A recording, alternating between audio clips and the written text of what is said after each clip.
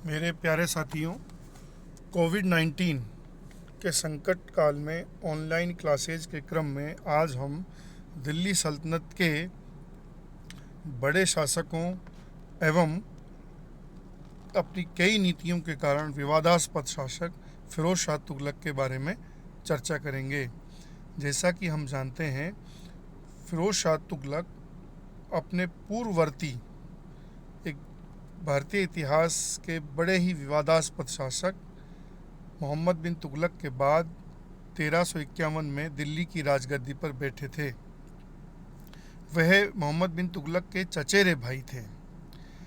अपनी सैनिक एवं राजनीतिक उपलब्धियों की दृष्टि से यद्यपि वह सल्तनत के महान शासकों में नहीं गिने जाते, लेकिन सामाजिक कल्याण तथा सांस्कृतिक उपलब्धियों की दृष्टि से सल्तनत के बड़े एवं महान शासकों में शामिल थे। इस अर्थ में वह दिल्ली सल्तनत के अथवा भारतीय इतिहास के एक मध्यम मार्गी दृष्टिकोण से विश्लेषण किए जाने वाले सुल्तान थे।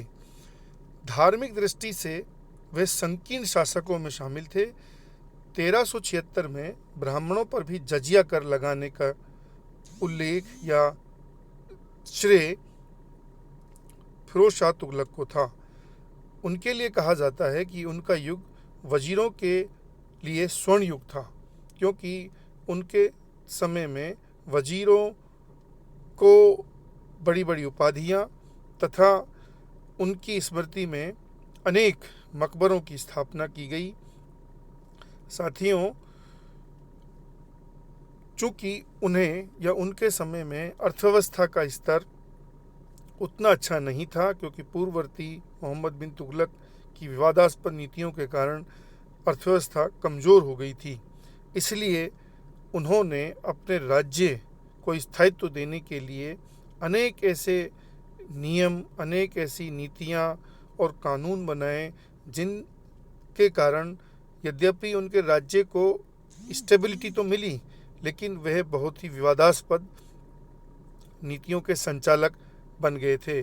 एकता प्रणाली को वंशानुगत करने तथा समस्त सरकारी सेवाओं को भी वंशानुगत करने वाले शासक फिरोज शाह तुगलक को माना जाता है।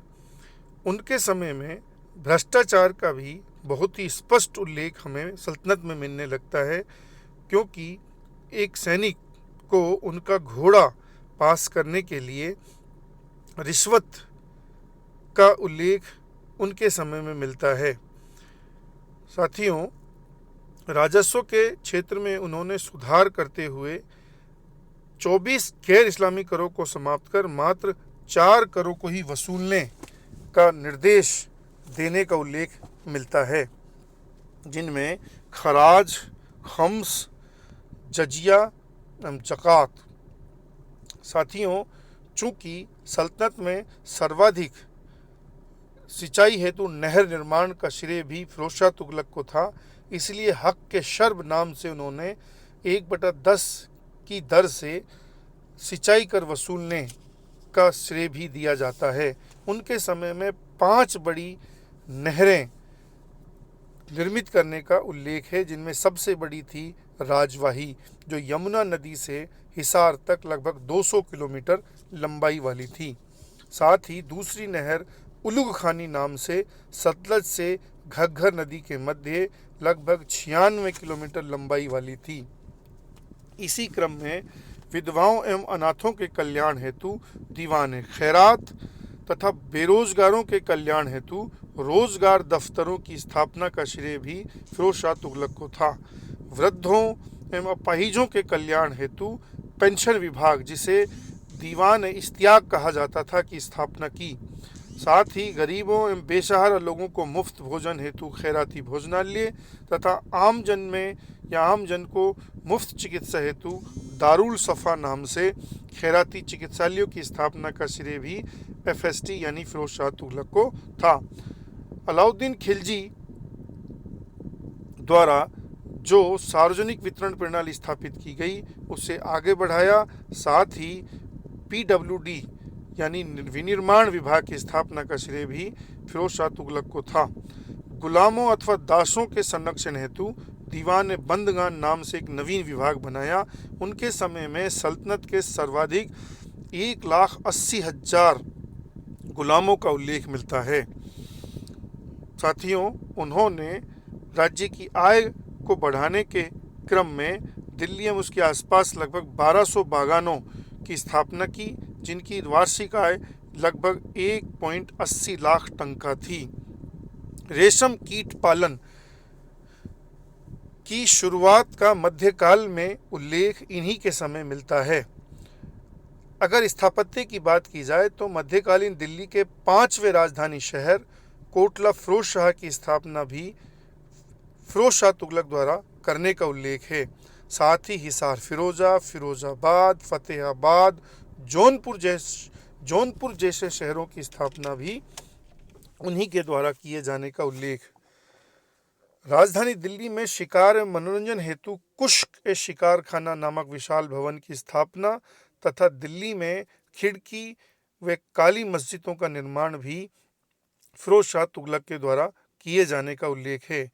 फिरोज शाह तुगलक की आत्मकथा का नाम फुतूहात ए फिरोज शाही थी, जो मध्यकालीन भारतीय इतिहास अर्थात सल्तनत काल के बारे में हमें बहुत ही महत्वपूर्ण जानकारी अर्थात स्रोत के रूप में मान्य है। प्राचीन भारतीय दर्शन, नक्षत्र विज्ञान तथा ज्योतिष से संबंधित संस्कृत ग्रंथों का फारसी में अनुवाद दलियाल फिरोज शाही नाम से कराने का श्रेय भी फिरोज शाह तुगलक को था। साथियों, फिरोज शाह तुगलक जहां सैन्य उपलब्धियों तथा राजनीतिक स्थायित्व की दृष्टि से उतने महान शासक नहीं थे, लेकिन सामाजिक कल्याण, सांस्कृतिक उपलब्धियों, स्थापत्य के क्षेत्र में ढलवा दीवारों तथा कमल की आकृतियों के डिज़ाइन का श्रेय भी उन्हें दिया जाता है। साथ ही दिल्ली में प्रथम अष्टभुजाकार मकबरे खान जहां तेलंगानी के मकबरे का निर्माण भी उन्हीं के समय किए जाने का उल्लेख है। इस क्रम में फिरोज शाह तुगलक की उपलब्धियां जहां कुछ क्षेत्रों में बहुत अच्छे शासकों की भांति थी, वहीं सैन्य आदि दृष्टि से वह सल्तनत के कमज़ोर शासकों में से एक थे। जय हिंद।